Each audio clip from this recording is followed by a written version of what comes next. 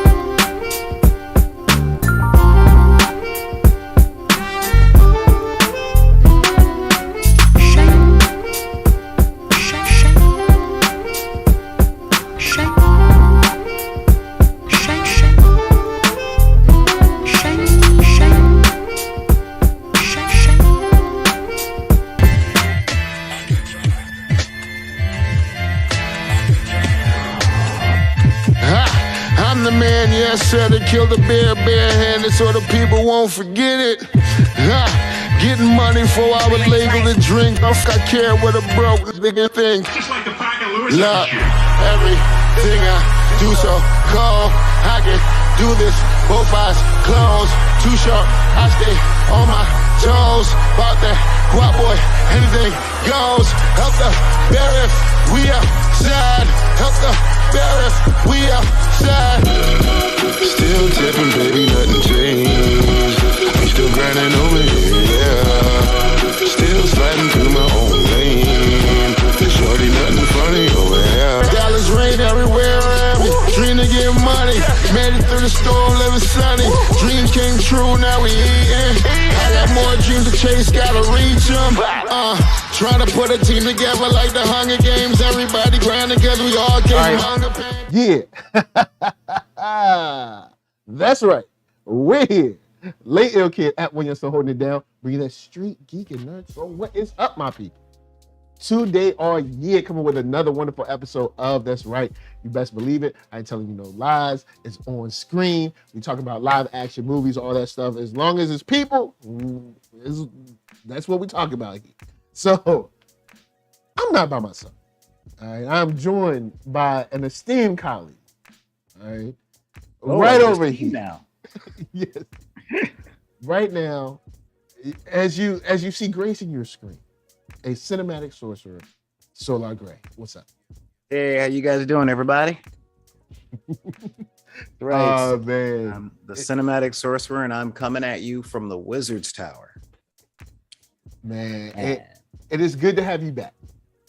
It's good to be back, man. You know, this is my, I guess you can say, post-COVID trip to the barbershop, you know? Yeah. I passed by the barbershop yesterday.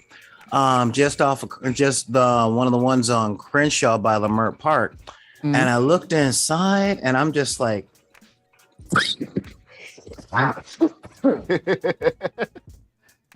it broke them man, up. there was only 3 people inside. Just 3 people, including the barber. Well, I mean, I guess you have to, it's still COVID times. We're trying to transition. We're hoping that the news continues to be better. So, maybe that's why. I mean, there's been promising news. So we're hoping that the news will be better and that we won't have to worry about this stuff too much longer. Huh? Like, hopefully, We'll I'm thinking 6 months to a year from now, this can, like I said with Keith from Blurtish, once we're at like Tylenol C19, you know what I'm saying, extra strength or something, then it's good. Like once we get to that point, when you can like clear it up with a trip to CVS, then we're fine. So like that's fair. That's what we're heading towards. Fair. once we get there, that's good. Tylenol, you can have that. You know what I'm saying? I'm not, with a few royalties. Essentially, when COVID gets to the point where a black mama could look at her son saying, "Oh, you think you got the COVID? You know what? You going to school anyway. If you're coughing too much, they'll send you home." That's when we're back to normal. Oh man. So, with that said, of course, guys, welcome. If you're brand new, you're here in the chat. Feel free to say what's up. Let us know how you feel about episode 4. If you're here on the replay, say hey. Feel free to hit the like button. Don't let me stop you from subscribing, and make sure to share. And while you're sharing, while you're subscribing and liking, let's go on and start this conversation off with Young Whoopi. All right, shouts out to Young Whoopi. It was nice to see young Guinan just kicking it on Earth, minding her business. How did you feel about seeing a Young Whoopi on this show? Torn. I was torn. Okay. Because there is an episode of Star Trek: The Next Generation. Yeah, I know. See, that's the thing. It's Did they just did they do something I didn't know they did? Yeah, they did. All right. Did they There's just an retcon episode something? of Star Trek: The Next Generation where they get popped back in time to the late 1800s, and Guinan is already friends with Mark Twain. And it was next generation Guinan because Elorians age so slowly. Mm-hmm. So I'm kind of going, you know what? It's a recasting. It's a thing. You can't have Whoopi come in and be young Whoopi now. I know. We don't have that age technology yet. And that was the part that kind of made me go, you know. Okay. However, it was good to see a side of Guinan that we ain't ever seen before. Understood on that. Yeah, closest thing to that character we ever saw, where we saw her hiss at the Q. Yeah, like you know, she was like, "Oh no, you," ooh. And I'm like, "Oh, okay." So, because you know, Guinan's always been cool. Like the dad from the Wonder Years must be Lorraine, because it's like, be cool. Yeah, no, I listen. I'm cool. Oh, the Borg took the captain. Well, that hurts. But Riker, be cool. You know, that's always been Guinan. You know, and in this, she wasn't being cool. Nah, she was taking charge. Broken. Yeah, she was broken on this one, and it was interesting. It was really interesting.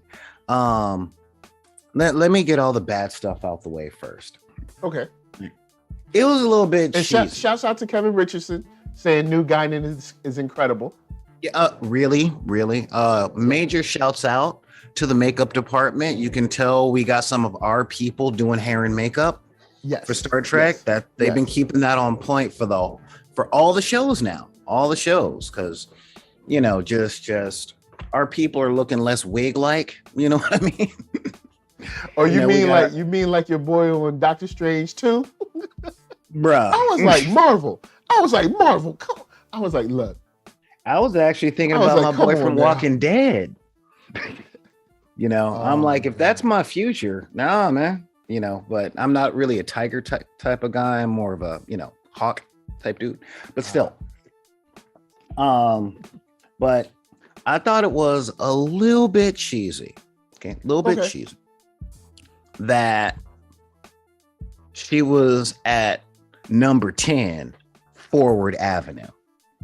And that was shooting a memberberry in my eye with a slingshot. I'm like, oh yeah, Forward Street, thing 10 forward, ha ha ha ha. But that actress carried that. She put that scene in a bag, put that bag over her shoulder. She took about a third of this episode and was like, all right, I got it. Yeah. And it's just like, nah, man, this is, you know, I love the way that you let me know that the episode dropped. Loved it. You know, so for you guys watching, I'm getting an instant message from this guy, or DM, or whatever you kids call it nowadays. Chat, I get notification from this brother right here. And it is, if people were mad about last week's episode, bruh. And I'm like, oh, it dropped. I guess I will watch it. Okay, I am watching it, and you know, but young Guinan just she Babe Ruth this one, like straight up. That ball went straight out the park. Then she knocked the ball out of the park, sped in front of it, grabbed it, put it in the bag, and carried it. Because I'm just like, man. Those scenes, like Geeky Andre said, those scenes were great. And I do want to give a shout out to the actress, but I don't want to mess up her name. So I gave a shout out to the actress in the chat. I'm not even going to try to mess that name up. But just Miss A or Mrs. A, you killed it, and thank you.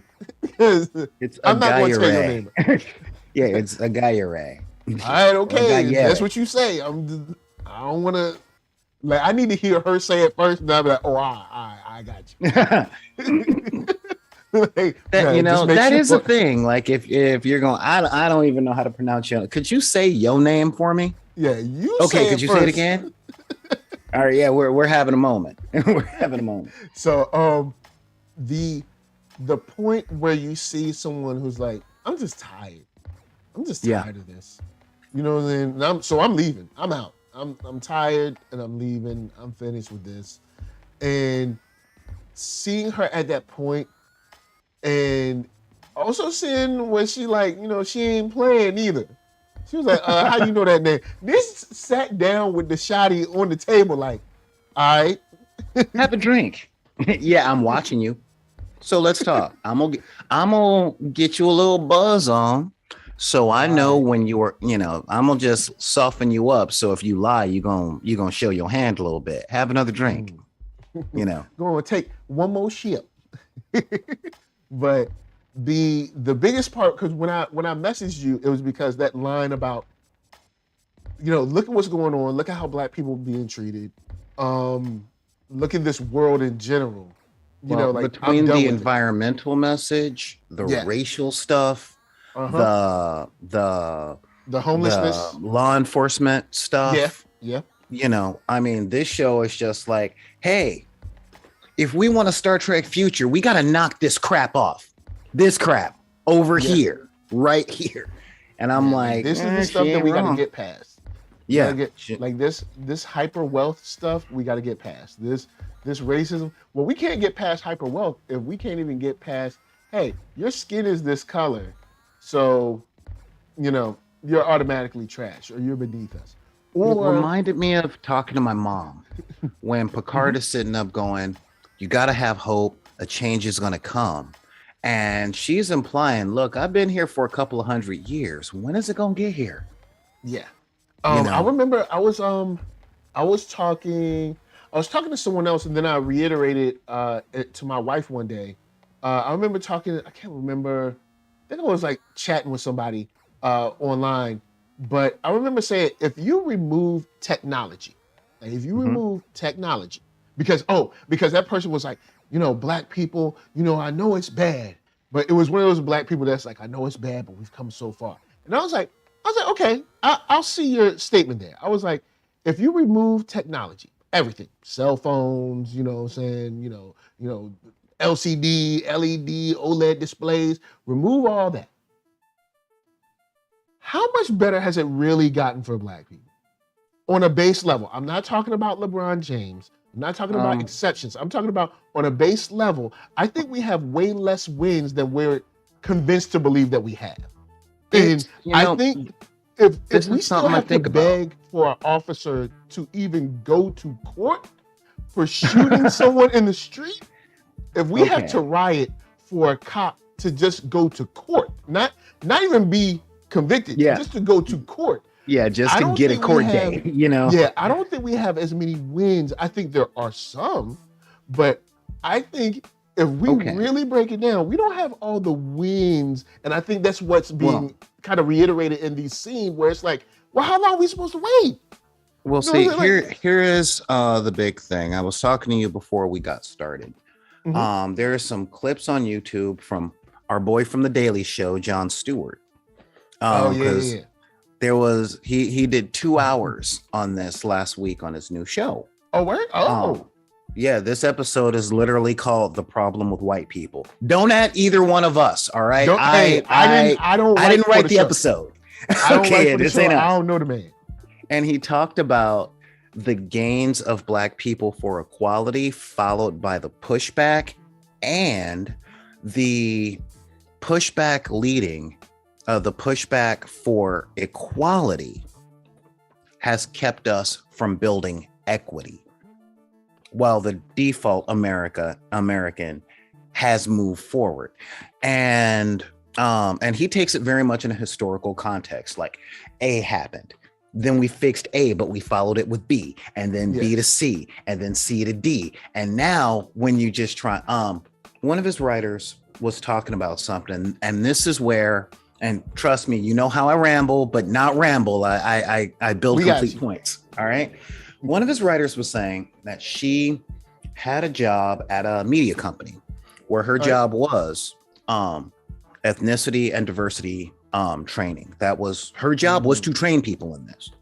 And she was saying, when she was talking about this stuff, she always got pushback like, why we got to take it to this place? I'm feeling attacked. I'm doing my best. And she's like, look, I'm just defining these terms. Talking about the defensiveness.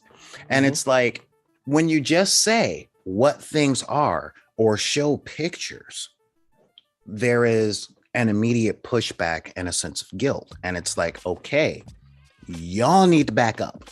And she really like pushed up the white fragility thing where we have had gains. Okay. We have had massive gains. All right. And here's the thing. I think that you are correct in the sense of we haven't had the gains that we have been convinced that we have, but the gains that we have been monumental. Okay.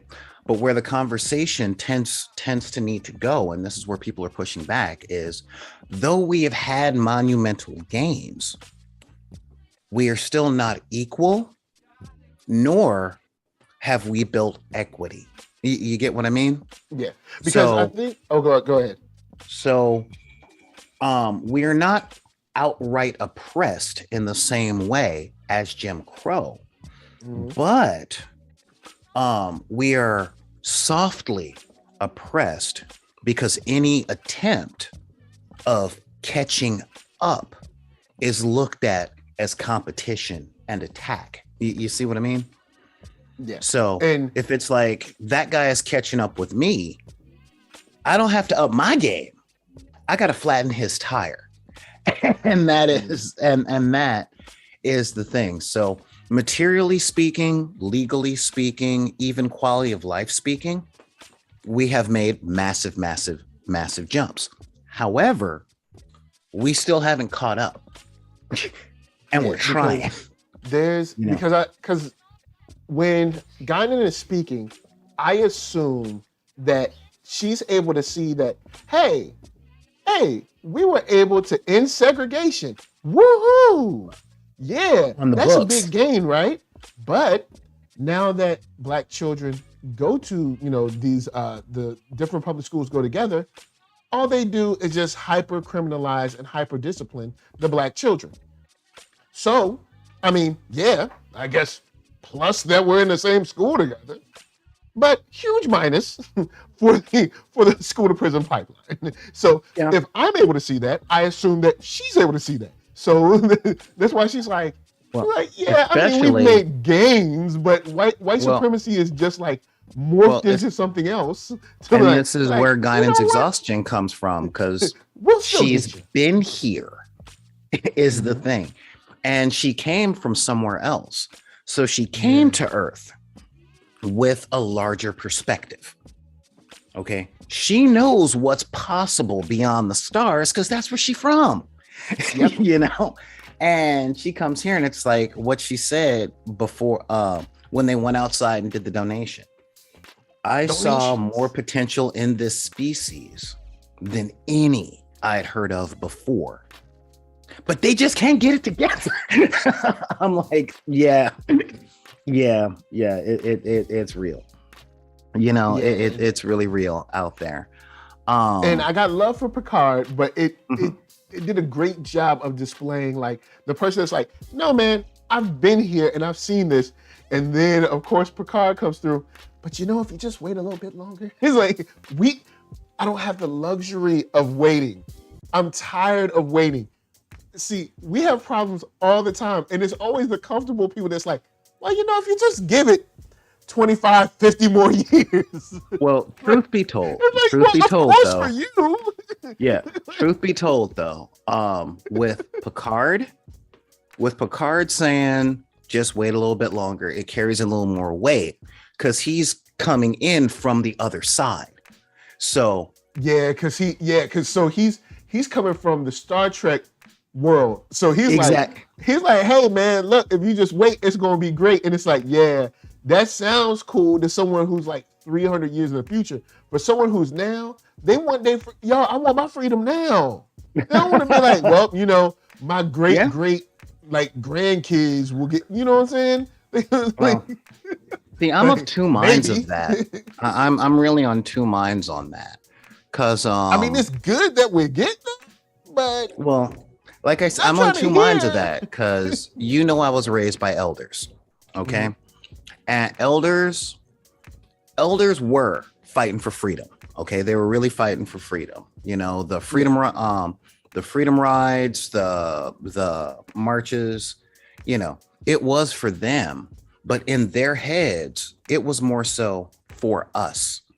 Yeah. It was for their grandchildren and their great grandchildren and the people that hadn't come. So with those of us who are tired today, and believe me, I get it. All right. As soon as I moved back to the hood, I was able to decompress from all of the stuff that had come down on me while I was living in the suburbs, all the subtle cuts and all the punches to the face. And I'm recovering from that now,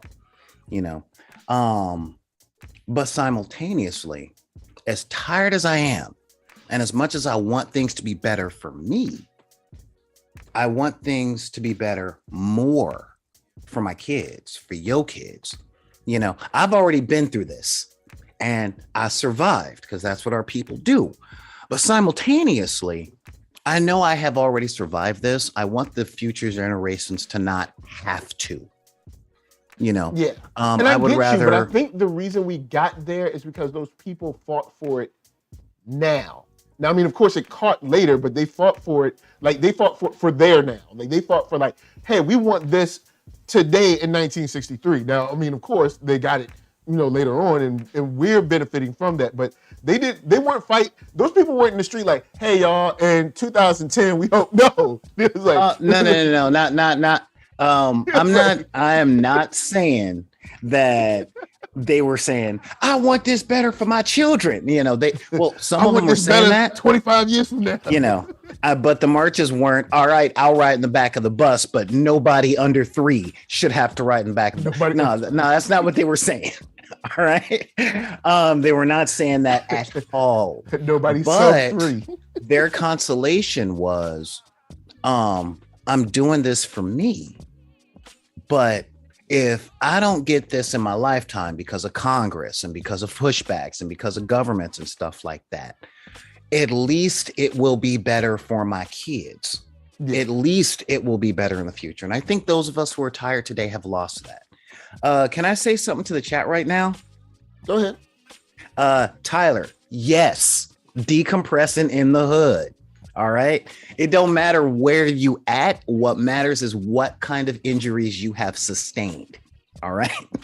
So, I'm coming back to the hood because all of the stuff that I suffered injuries from are no longer happening while I'm here. I'm in a different environment, which brings me to a statement that I make about a lot of people that speak about upward mobility in certain ways. Dang. Be careful, because sometimes what you're doing is making sure that you're the only one there. Yes. And if you know anything about America, when you're the only one there, it's going to be an interesting time. You're going to be used to play video games at an arcade. It's going to be because they don't use quarters in those machines. Yeah, it's going to be an interesting time for you and or your family.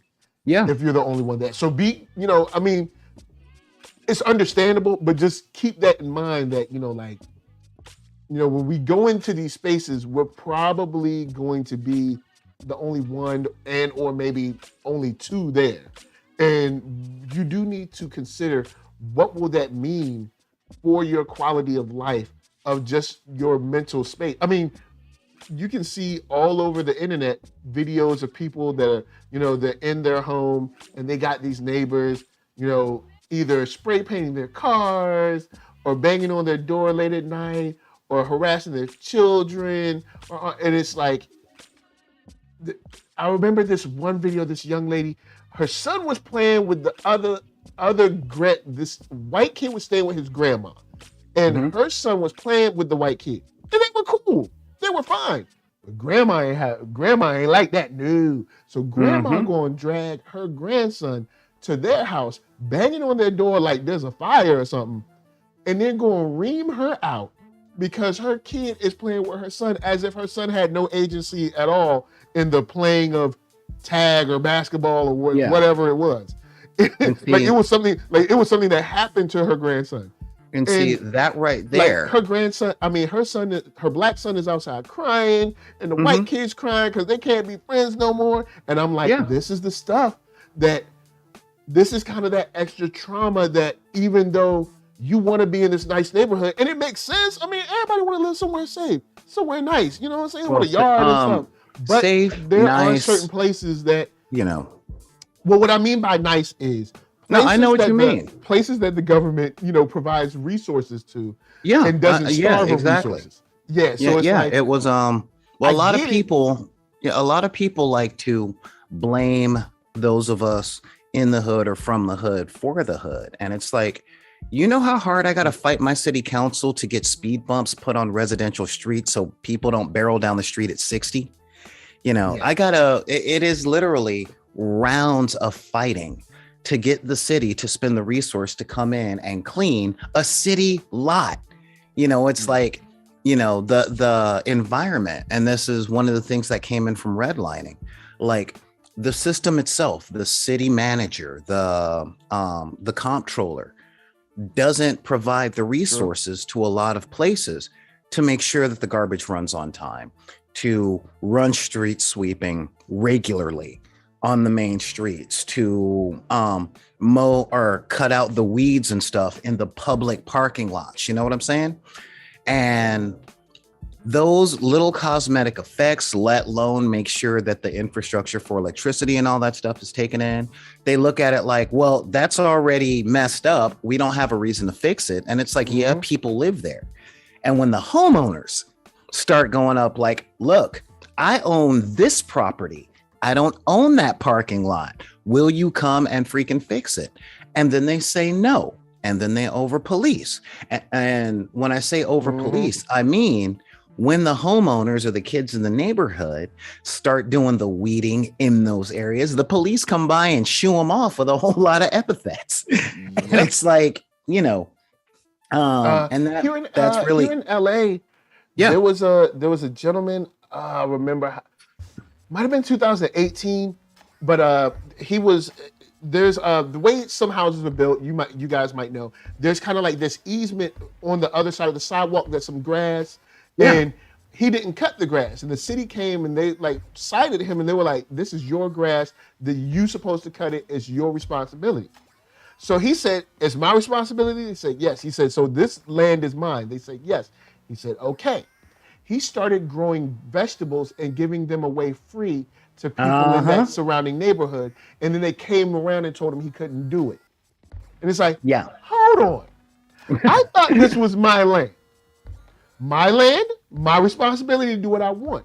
Now, when you are doing something that further releases people from the financial and the, I guess you could say, sociological stranglehold of food deserts, now all of a sudden, it's a problem.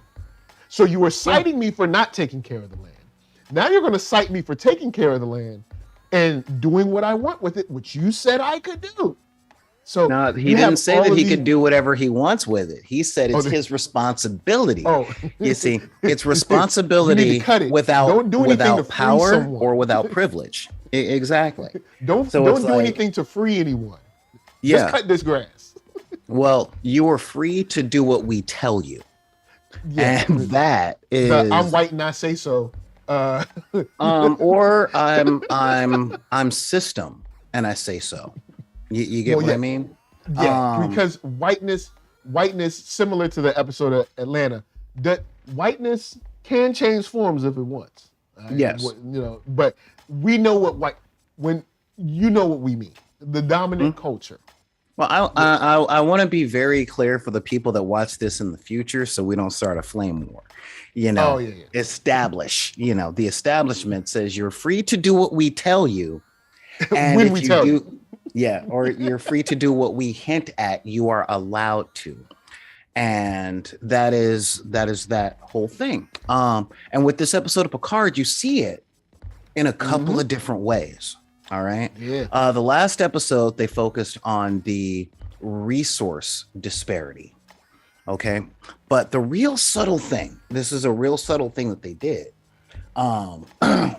when they went to the police station to find Dios, and the cop was like, I don't know what you're talking about. And she's like, you police this area. This is your responsibility. And I'm glad Seven was there. I'm really glad Seven was there going, oh, we good. Thank you for doing your job. You do your job. Let me just take her over here.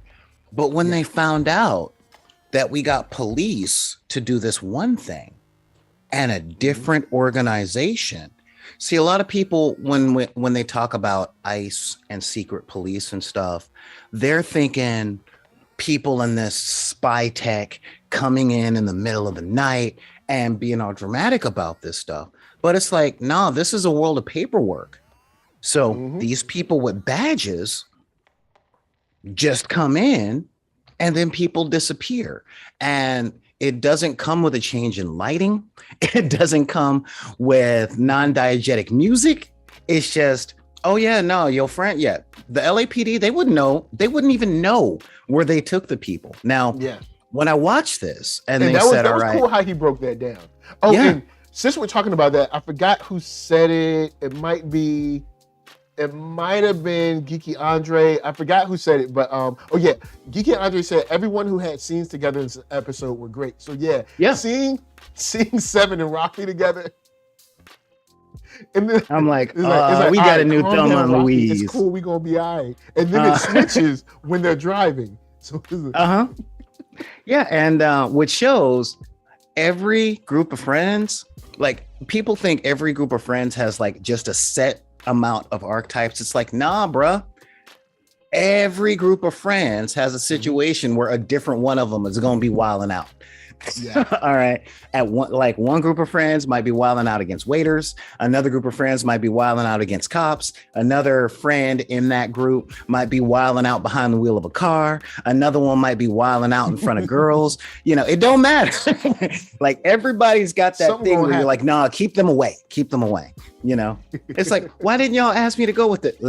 Because the last time we went to the cop station with you almost got us all locked up. Hey, why didn't y'all ask me to go with you to Sizzler? Because last time we went to Sizzler, you know what I mean? It's not just one friend. It's like, remember when you stole that cop car and then you drove it? Yes, I had to drive it because you stole it. Yeah, exactly. And it's like, if you could take over the computer, why couldn't you just unlock the door? Well, Well, it's more fun to break it. But yeah, with that whole them disappearing, that was big. Now, I did the geographic thing on this one because you know how I am with Southern California and how much I love my city. When they be like, it's an hour. Bruh. All right, now, before we jump on this, if you're going to say anything negative about this, it's not as bad as the TV show 24, where everything was like 30 minutes from one another. Yeah, no. In 24, Jack Bob be like, I'll be there in 30. I'll be like, where? Well, that's what I wanted to get on. They did this right. Because I know where Castaic is. I used to live in Castaic for a hot minute. All right. Didn't really live there, just kind of stayed there. You know what I mean? And Castaic is 20 minutes on the other side of Six Flags from where we're at. That's kind of a hike. Depending on that's kind of a hike. I will tell you, if the sun is up, it's about an hour away. Okay, after dark, not as much because there are fewer cars on the freeway. But so we're talking. That could be a hike for you. It's on the other side of the Santa Clarita Valley. So considering it was like afternoon, they were like, all right, they said they took them to Castaic, but that says a lot because they got busted in downtown. And that ICE detention center was an hour away. And I will tell you, there is nothing around Castaic. Matter of fact, the only thing that comes out of that city is brick. That's it. Like you guys can Google the Castaic Brick Company, and that's it. That they're one of the three manufacturers of bricks. That's how people get disappeared, man. That's the process of them getting disappeared, which is what they were showing. And what those who don't know are kind of going, all right, this seems a little weird. And those who know get mad. on both sides. Yeah, because it kind of goes, well, this scene also shows a level of just apathy in the system. Because you saw how Shorty at the desk was just like, look, they ain't here. it's like I got haven't been processed. I got waiting to be processed. I got processed and out. Don't ask me what the dude behind me is doing. I don't know. It was really the DMV of it all. Like this. Yeah. I know she has a badge, but she's not a cop. She's essentially number 4. What you want? Now serving 825. Fill this out. What you want? You in the wrong line. But he said I was in the right line. You in the wrong line. But can I go in the front of this line? Because I just waited. No, you got to go. I'm sorry, we can't do that. Yeah, exactly. And that's where Raffi was. I've been in that situation. We all have been in that situation. All right, this is the line I go to. Yep, right over here. Mm-hmm. Just this one right here. Bro. All right. Bro, there is art depicting the afterlife for sinners as standing in line for bureaucracy. All right, you forgot to dot this I, so you gotta. I'm sorry, you gotta fill the form out again. Can I just dot it now? I can do it right now. I'm right here. Oh no, I'm sorry, sir. I'm sorry. No, it's beyond me. It's beyond me. This is not my. It's just it's part of the system. So I'm gonna need you to fill this form out again and get to the back of the line. Now serving 24. Seriously. Oh man, it's sad. All you can do is laugh about it. But yeah, that's how she was in the front. She was like, "They ain't here." That was pretty much it. I don't know what. And back on the ship. Let's talk about the Palpatine of it all. Yeah. Okay. The Agnes and the Borg Queen hey girl. Actress for the Queen. She does such a good job at this poop eating grin that makes me want to just punch her so hard because she's so proud of herself. Like she's so proud, and I just want to take her down a peg. Like it's just like this. I mean, I know you could say she's already down a peg. She ain't got no legs, and she ain't got no connection to the body or whatever. No. The collective of this Borg. No. But still, it's just that look on her face. I'm just like. Look, I ain't gonna lie. She's playing an archetype that I love. Okay. I love the evil genius. All right. And what she's doing. Like she does make good TV. Yeah. What she's doing is the Kaiser Soze, the Hannibal Lecter, the Joker. Like, you only think I'm powerless and I can't do anything physically except for turn off the ship. So you think you show up and I'm behind bars, but you're not looking around you to see if there's bars on the wall. And you haven't quite figured out to look at which direction the door locks from. Which one of us are locking this door? And it's like, and there's one of my favorite books, talks about a peasant revolt and the patrician of the city set up the dungeon in an interesting way because the dungeon is under everything, deep down below the castle, with its own food supply, and it's impossible to get to. It's impossible to break out from because that's what a castle's supposed to be. But when he got rescued, the city guard noticed that the door locked from the inside because in case of revolt, dragon attack, or whatever, the patrician is going to get thrown into the dungeon because it is below everything, very well barricaded, and it's impossible to break out of, which means it's impossible to break into. So, and that's what she's doing. She's like, I already got this. Like, I already got this. Hey, Agnes, I like your mind. I went looking around in there and I got to say, you're on the wrong team, right? It's like, we're two of a kind. You know what I'm saying? Yeah. You and I are alike. I mean, I see that you're lonely. I respect people like you. Yeah, I get your loneliness. Why do you think we live in a collective? You felt it. You call it assimilation. We call it cooperation. And then Kevin Richardson in the chat says, "Whoopi gift, Agnes, you in danger, girl. You in danger, girl." Yo, if you don't know that reference, hey, look, it's an awesome reference where you can just pull that one out. Guinan sitting up. Agnes, tell Agnes she is in danger. I'll get this. Agnes, you in danger, girl. You know, he's like, I got this. You know, and it's like, yeah, it's always, and that's what Little Miss Borg Queen Palpatine is going. And quite literally, I'm sitting up going, I don't know which way Agnes is going to go. Like normal places would have people think Agnes has been on her side, or she turncoated and now she's against the crew and all that stuff. But they already did that part with the Romulans in last season. So it's like, is Agnes going, oh, I let you think I was going on your side, but I've been playing you the whole time.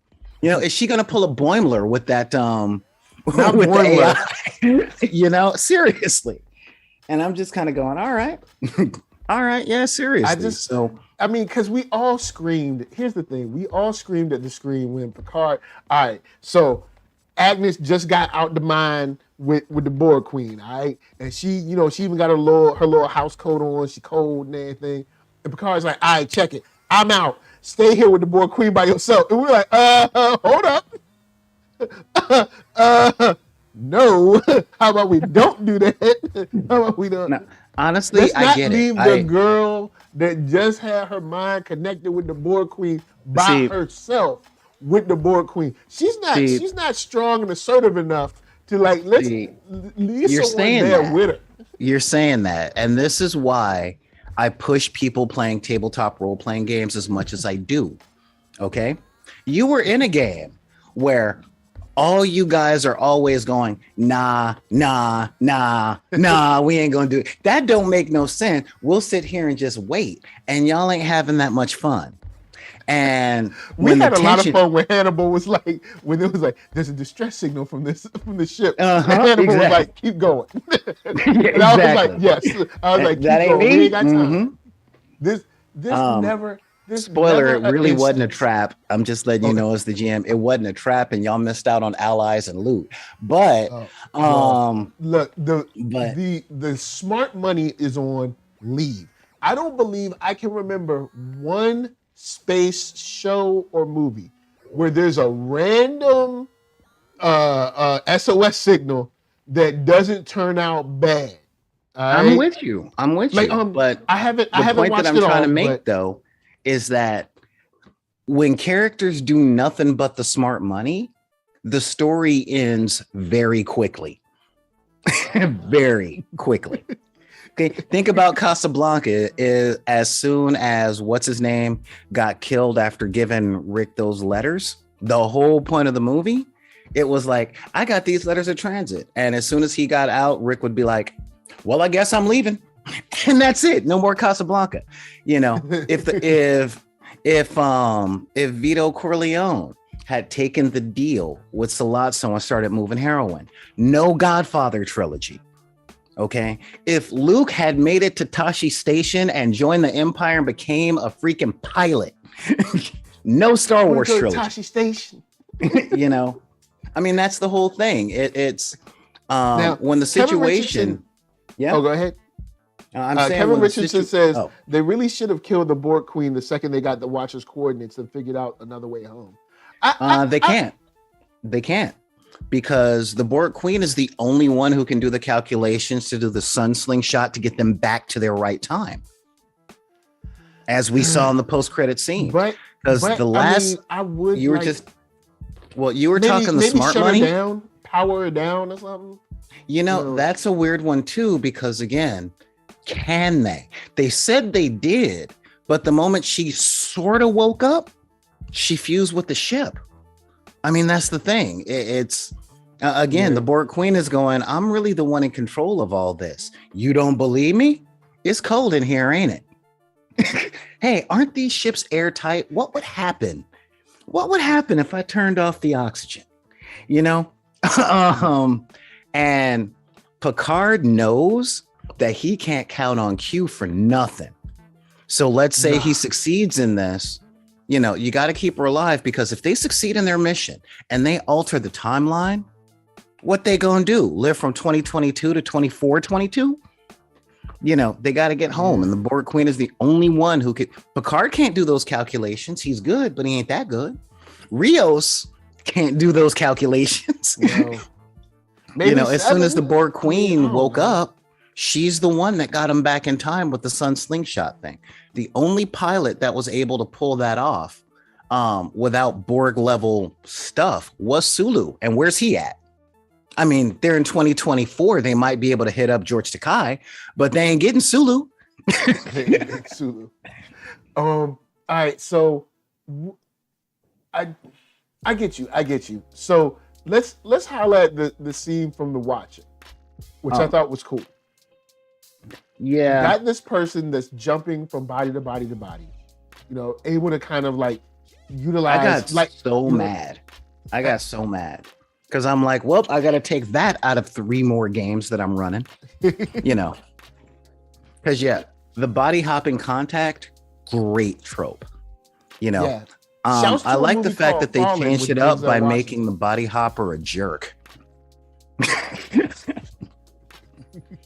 You know, because normally it's like, hi, I'm the Watcher. I am here to speak with you benevolently. And it's like, take off that thing or we done. It's like, is everybody in 2024 a prick? Everybody like, dang. See, man, it's the air, man. They ain't in with the fresh air. Cause like in you know, Star Trek Future, what they did is they took a whole bunch of air purifiers and turned them on at the same time, and like everything's better. So I mean, I don't know if that's science, but what they did is they took. We're getting dangerously close to hashtag chemtrails. That's all I'm saying. Everybody went to Costco and bought all the air purifiers, and they turned them on all at the same time, and now all the air is good, so people feel better. You know what I'm saying? Yeah. Like right now, everybody ain't using them, so they don't feel good. They mean.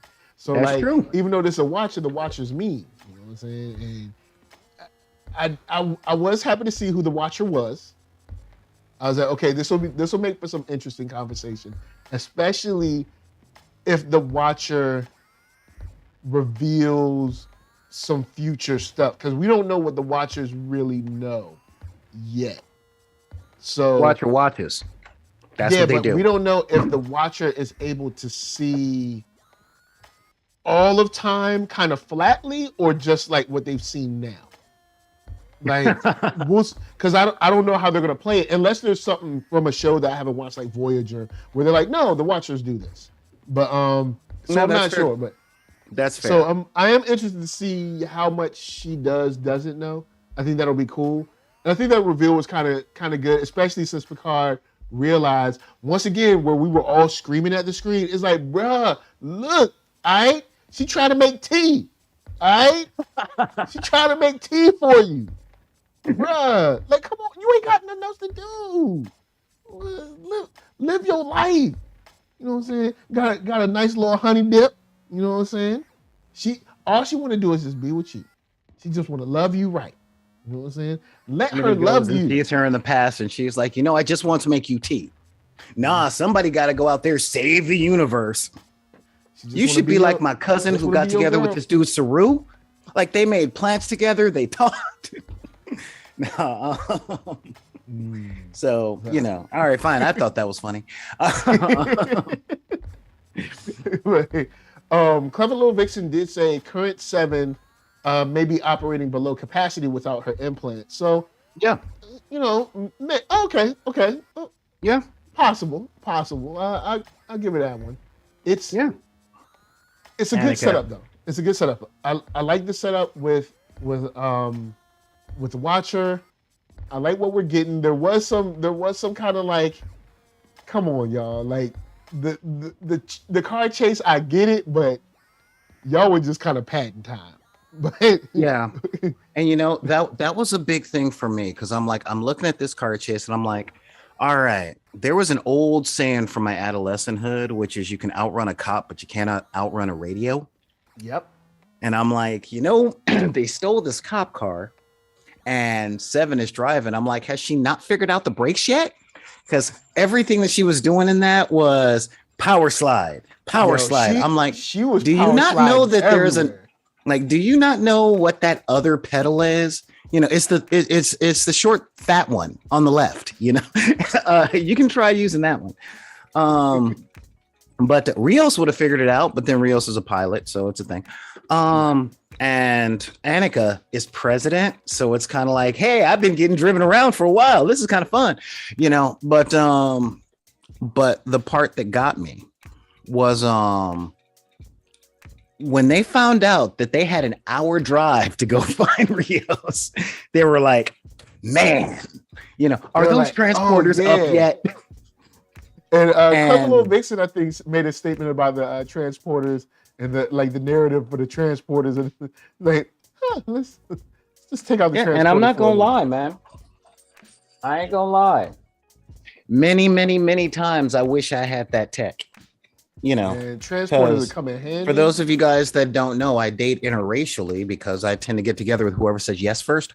And you know, many times I've been in the car. Whoever says yes first. Yeah. And you know, I'm like sitting up going, all right, so yeah, we're going to the movies. La la la la. Woo! I'm like, oh yeah.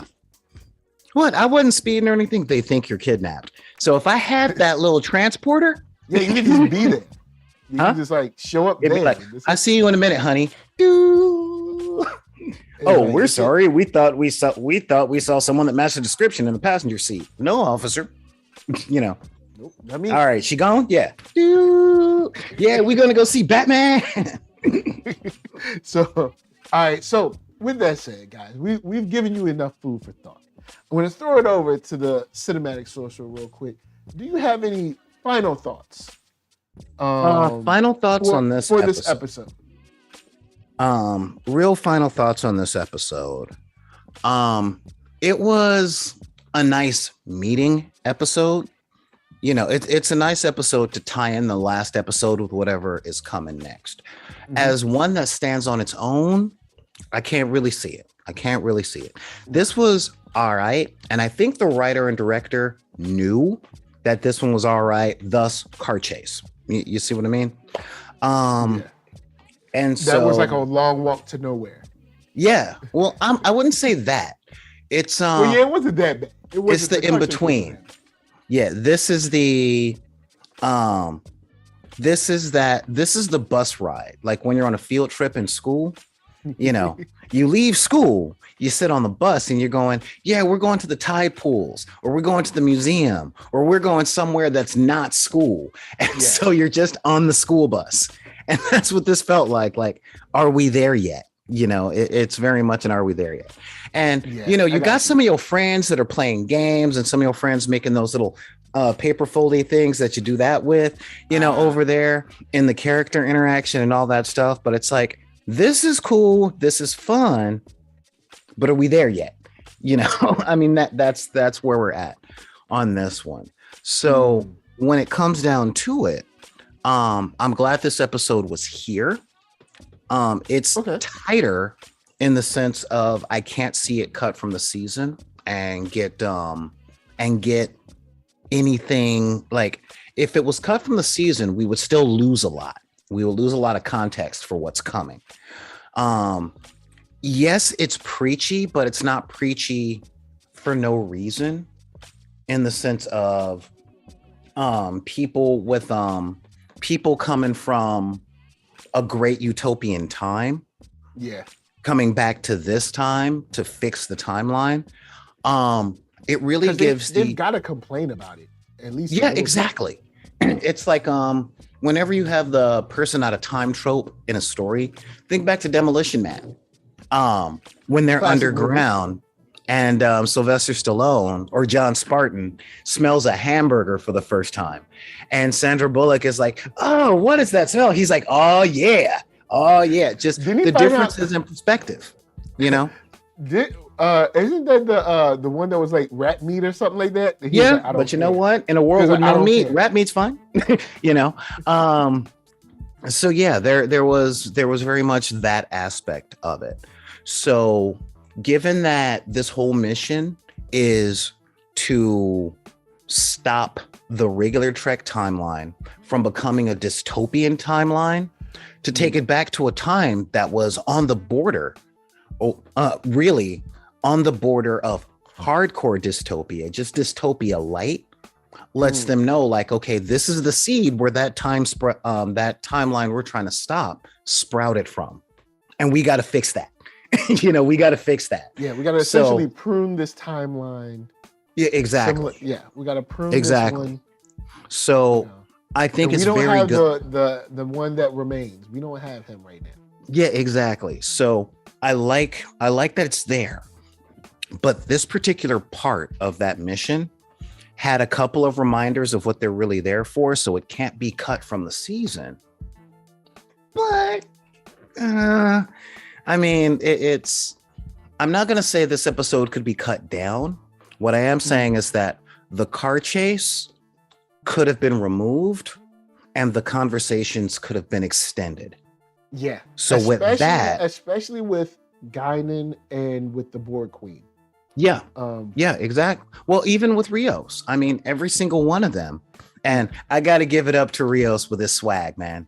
Seriously. Rios was trying to put the Mac game down. I was like, Rios, I get it. But I mean, Rios is like, look, I'm here. So. Oh, no, I wasn't talking about that because I thought that was kind of contrived. I'm talking about so what's your real name and where's your ID? And he's like, oh, I'm from the future. I'm a captain. I do all this stuff. Look at all that. There's always a show that does something like that where it's like, let me just go in and tell the truth because they're not going to believe it anyway. It's like, yeah, and he walked into that knowing. Sure you are. Yep, I'm a captain. Sure you. He's like, I already got you summed up, and if you didn't have any of those weapons, things would be a little different. Which is why you got those weapons. So I'm gonna just tell you the truth because you've already made up your mind that I'm getting deported. Like you've already made up your mind. We're done. And I like that. I really like that. I get kind of concerned that Rios is kind of comic relief when they don't have when they don't have the Romulan ninja there. Yeah, because he probably won't return until the end of the season. Oh, that hurts. I'm sure.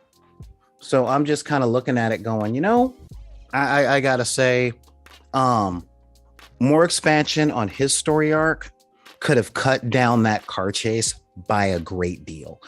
I would have hated the whole car chase scene if it hadn't ended the way that they did. Because as soon as they got into the car, I'm like, you ain't gonna succeed. Radios, helicopters. This could, somebody in the comment was like, that's literally tracked by the organization that you're running from. You're in the organization's car that tracked their cars. So it's like, I'm like, have you ever tried to steal a runabout? Oh wait, in the Star Trek universe, they don't care. Oh no, they got a runabout stolen. It's fine. We'll just make another one. Move it. If they needed it that bad. But yeah, that ain't where we here. So the car chase scene kind of redeemed itself. I didn't say it was good, but it wasn't SOBS because it ended the way it did. And I'm like, yeah, y'all ain't making it to Castaic. What they didn't show us that those cars got kill switches, low jack kill switches. So it's like, yeah, somebody stole one of the cop cars. Really? Go get them. It's like, what's happening? Oh, the car isn't running anymore. So yeah, there's a lot on that. So, but all in all, this is one of the weaker episodes. Normally, on a scale of 1 to 5, I give it like a 3 or something, or I say everything in poker hands. This show was a pair. This show was you holding a pair, and you're holding on to it, and you're hoping for the flop to come down. Young Guinan and the Borg Queen. That was it. Yeah, those two did some heavy lifting on this episode. Yeah, they did. They absolutely did. If they would have leaned on them for some more scenes, we might be more than a pair. I mean, it still would have been like they were the most interesting parts, but Yeah. And that was the whole thing. I wanted to see some more of that heavy lifting. So, and they knew what they were doing because I'm tuning in next week to see what comes of that. Because what comes of that, or what we see at the end of this episode is, like Geeky Andre said, it looks like there's something wrong with Q now. Yep. And he may have screwed himself with the time change. Yeah, which is, when he did that, I was like, that's what you get. I was like, now look at you. Yeah, like, I'm kind of stuck. I'm a little stuck because I've always loved Q because I like the idea of an omnipotent tween. You know, that's all he really is. He's either an omnipotent tween or the best teacher in the world. You know, the kind of teacher that makes it seems like he's not teaching you anything. Yeah. You know, when he did that snap, and he was like, "Uh-oh." like, I was like, "Here we go." Yeah. Here we go. And I like how John Delancey pulled that off with the, "Oh, that's not good." Oh, like he knows Picard's going to save him this time. You know, because Picard saves him every time. Yeah, you know, it's like, look, you need to like just go somewhere. Just go somewhere. I don't know. I like the fact that it was just sitting up at a rooftop cafe. Like, I'm omnipotent. I'm omnipresent. But you know what? I want some coffee. Uh-huh. Oh. Oh. How am I going to pay for this? You know, I mean, that's kind of where money. You know. So yeah, that's where I'm sitting. So yeah, all in all, on a scale of, this is a pair, or really like a 2.5 out of 5. You know, just enough to make you want to keep playing because you have enough money to lose. So may as well have fun with this round. You know what I mean? And we're on episode 4. There's 8 episodes? No, 9? 8 to 10. 8 to 10. Something like that. So, something like that this season. So we're around the middle right now. Yeah, next episode should be the halfway point where the premise is more than established. The threat is really there and the stakes raise. So, okay, that's cool. And they put us in a good position for that. Q lost his powers. They still got to go get Rios. The Borg Queen and Agnes relationship is getting a little hectic. Yeah. And Picard meets with the Watcher. So this was a fine setup episode. And that's really what I'm looking at this episode as. Fine. You know, but if people want to know a little bit more about why I see things the way I do or talk about storytelling, they can find me at twitch.tv/BID_P Monday through Friday at 3 p.m. Pacific time. And that's where we talk about running role-playing games, art, hobbies, and the concepts behind these things and how they're related to everyday living and making your life better. So that's the real good stuff on that one. Because yeah, I'm seeing all this stuff with my creative eye, and I get where some suspension of belief is needed, and where sometimes it's like, I know you guys are better than this because I've seen you be better than this. Yeah. You know, I'm like that teacher. You know what I mean? I know you can do this.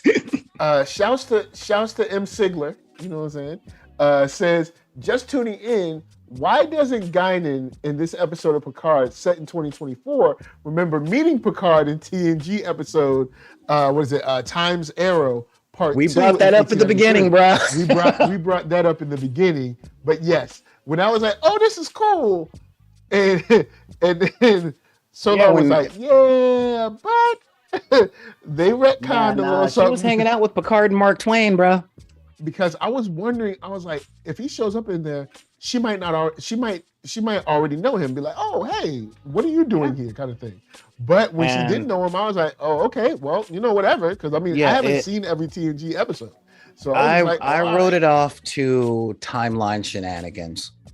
Yeah, you know, look, timelines change, it messes up your memories, and you know, whatever. You know what I'm saying? Yeah. And this is I'm like.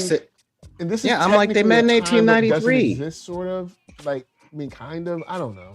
Like, so I'm just writing it off as, I'm really writing it off as timeline shenanigans, specifically because looking at the timeline, they're going back to the 21st century to change what happened that turned their timeline into the one that made Rios the captain of the Stargazer, which means in that timeline, as it were, Picard never got the Enterprise, therefore Time's Arrow never had it. So similar to what Kevin Richardson says, in a world where the Federation is the Confederation, General Picard never went back in time to meet Guinan. So I guess we'll just throw it out as that, and that'll be it. So with that said, guys, thank you for chilling with us. Thank you for hanging out at the shop, talking, you know what I'm saying, talking some Picard for a little bit of Star Trek, a little bit of social awareness, a little bit of just riffing off one another. It's what it's all about. So shouts out to Kevin Richardson, Clever Little Vixen, Markelon Sigler. I really think I'll be screwing up your name. I hope I'm not. Is it Markelon or Markelon? You know, let us know in the comments. Care Key. Kid at Heart, Geeky Andre. I think Tyler Bennett was up in here. But yeah, Tyler Bennett was up in here.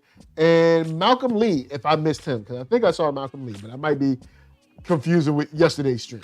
But with that said, of course, NERDSoul, Facebook, Instagram, Twitter, all those places.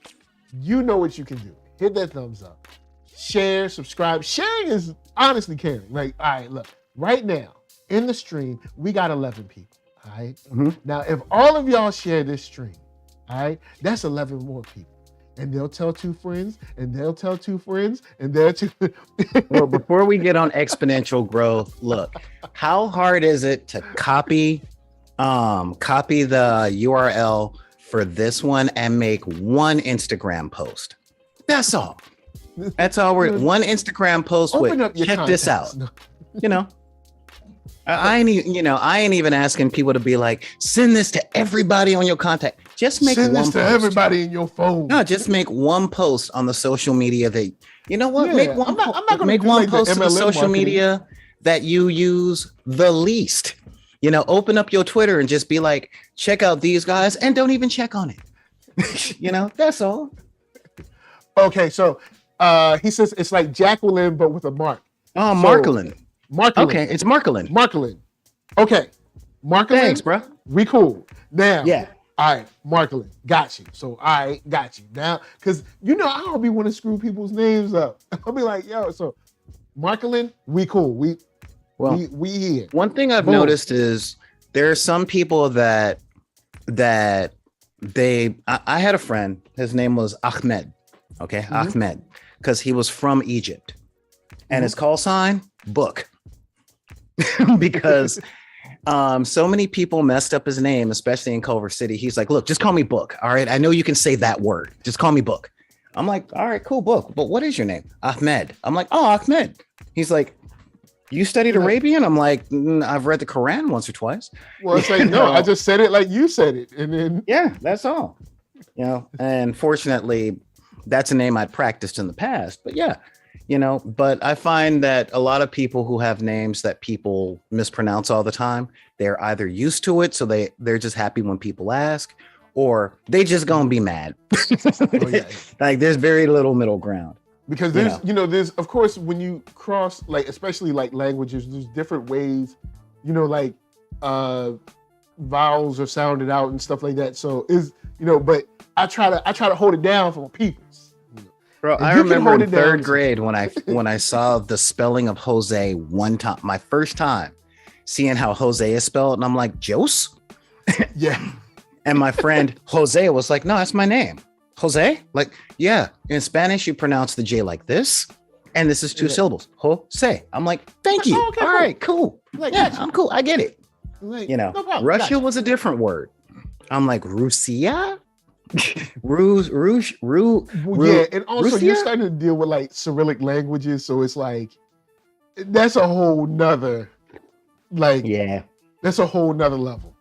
Yeah, so it's a thing. So, but yes, NERDSoul, we got podcasts, all that stuff. Feel free to share. Like, we might be playing some games tonight. It depends, because I also have to get the Bel Air episode out. It's just sitting around waiting for y'all to hear, because the new episode of Bel Air was funny. We had some fun with it. You know what I'm saying? I gotta check that out. You know, he been doing things. All right, yeah, and shouts out to you about the Atlanta episode this week, because I didn't know season 3 had dropped until you were already live on it, and I'm like, oh man, gotta catch up. Atlanta came through. This week. So from us to you, leaving with y'all some black comics. Shout out to George. We got him all the stuff from Blurdish, 133 Art, and Blurry Domination. So that was extremely fun yesterday. And until next time, peace. Later, guys. And we out. Raffi. You got to know that if you keep dwelling in our past, you will remain in the past. Can I get a fucking yeah?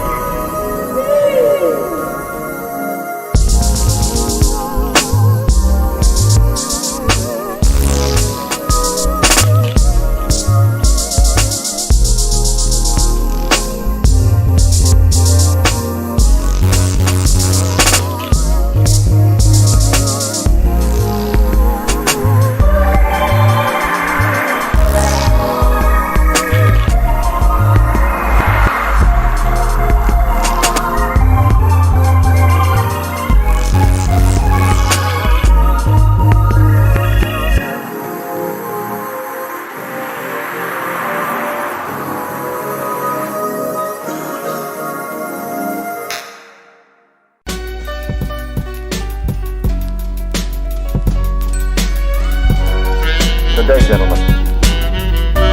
This is a pre-recorded briefing made prior to your departure,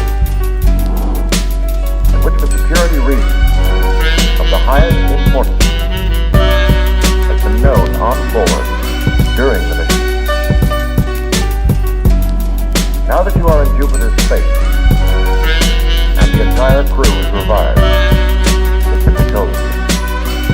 18 months ago, the first evidence of intelligent life off the Earth was discovered.